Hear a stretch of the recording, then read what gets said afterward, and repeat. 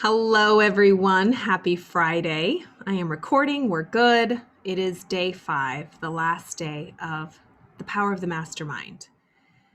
I love this last part of the chapter, and I am just going to read it because it is so dang good.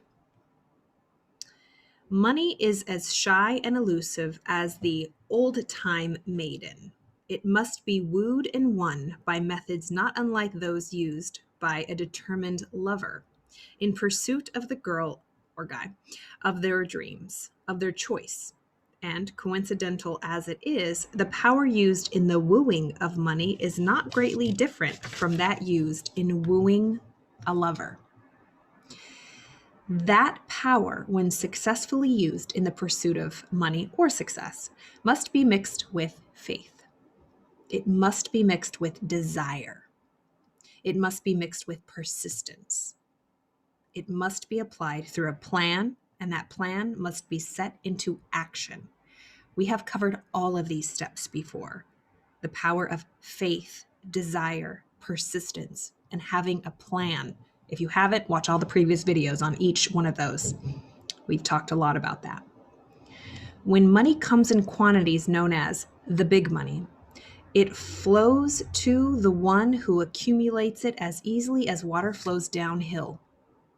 There exists a great unseen stream of power which may be compared to a river, except that one side flows in one direction, carrying all who get into that side of the stream onward and upward to wealth, and the other side flows in the opposite direction, carrying all who are unfortunate enough to get into it and not able to extricate themselves from it, downward to misery and poverty.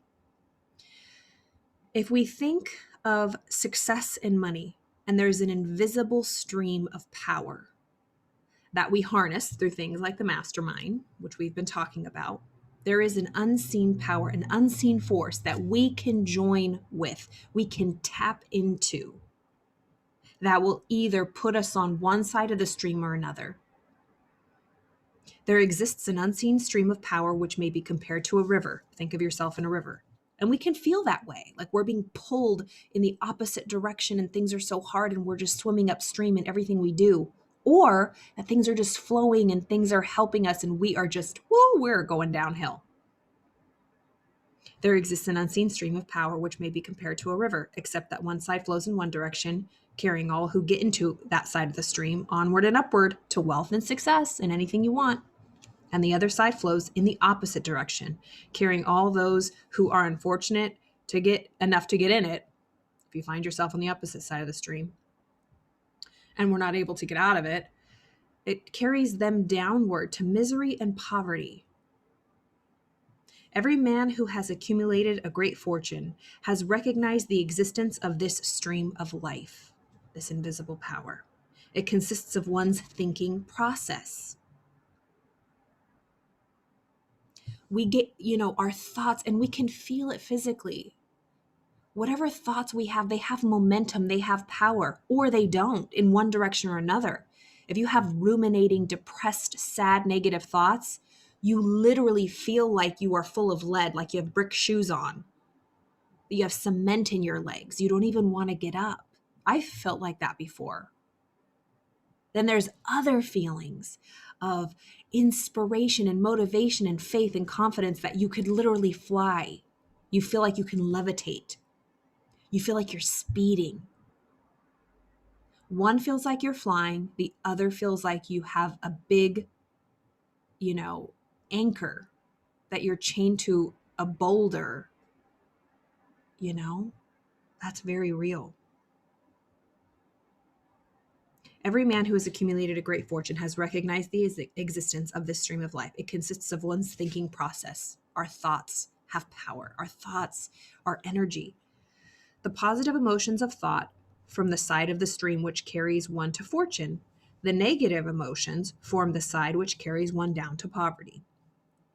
This carries a thought of stupendous importance to the person who is following this book with the objection of accumulating a fortune or success.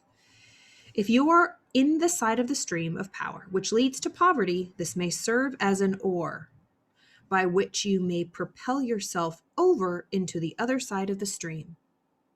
So if we follow these directions, really follow this way of thinking, we can use it. If we're, going down shit creek, things aren't working out, we can use this as our oar to propel us to the other side of the stream. This can serve you only through application and use. Merely reading and passing judgment on it, either one way or another, will in no way benefit you. That's the difference between knowing and doing, that knowing-doing gap. I can have a full bookshelf of books, shelf-help, self-help, read all the books in the world. But if I don't apply it, I don't use it, I don't take action on it, it does nothing. Some people undergo the experience of alternating between the positive and negative sides of the stream. We all do. Being at times on the positive side, things are going easy, and at times on the negative side, everything seems hard. The Wall Street crash of 29, that was almost 100 years ago, swept millions of people from the positive to the negative side of the stream. We can say that for today. 2020, COVID, quarantine, everything swept millions, billions of people from the positive side of the stream to the negative side of the stream. What side of the stream are you on right now? Are you on a negative or a positive?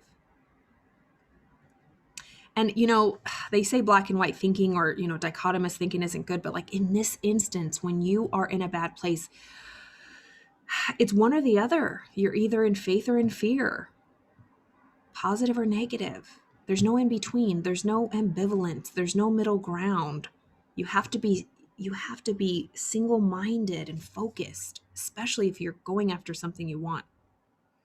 These millions who got sucked over to the negative side are struggling, some of them in desperation and fear, to get back to the positive side of the stream. This book was written especially for those millions. This was back in the stock crash, just in the US of 1929. We're in 2021. That was 8 years away from being 100 years ago, but this is so relevant to 2020 and what we're all going through right now, 2021. Poverty and riches often change places. The crash, or the pandemic, taught the world this truth. Although the world will not long remember the lesson, poverty may, and generally does, voluntarily take the place of riches. When riches take the place of poverty, the change is usually brought about through well-conceived and carefully executed plans. Let me read that again. Poverty may, and generally does, voluntarily take the place of riches.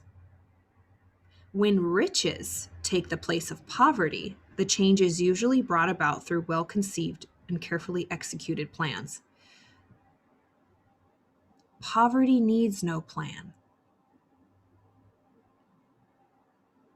Riches need a plan. Success needs a plan. Poverty needs no plan. It needs no one to aid it or help it, because it is bold and ruthless and easier to be in poverty. You don't have to do much. You don't have to do anything. Riches are shy and timid. They have to be attracted. You have to have a plan if you want to achieve. There's this little kind of quote at the bottom. It says, "Anybody can wish for riches, and most people do, but only a few know that a definite plan plus a burning desire for wealth and success are the only dependable means of accumulating wealth." We've been talking about that unseen force that joins together in a mastermind. When you use that power of your, the energy, the unseen forces of our thoughts and our brain that turn our ideas into physical things. To have an idea and then execute it. To have a dream and then go get it. To accomplish things. We must have a plan. We must get together and exponentiate it. There's no such thing as a self-made man. Nope, there is not. Join together, ask for help, get together with people. Collaborate. Remember, amateurs compete, professionals create and collaborate. Ask for help. Don't be scared. Thank you, Amy Lee and Mo. Who else is here? Jennifer Gentini. Wow.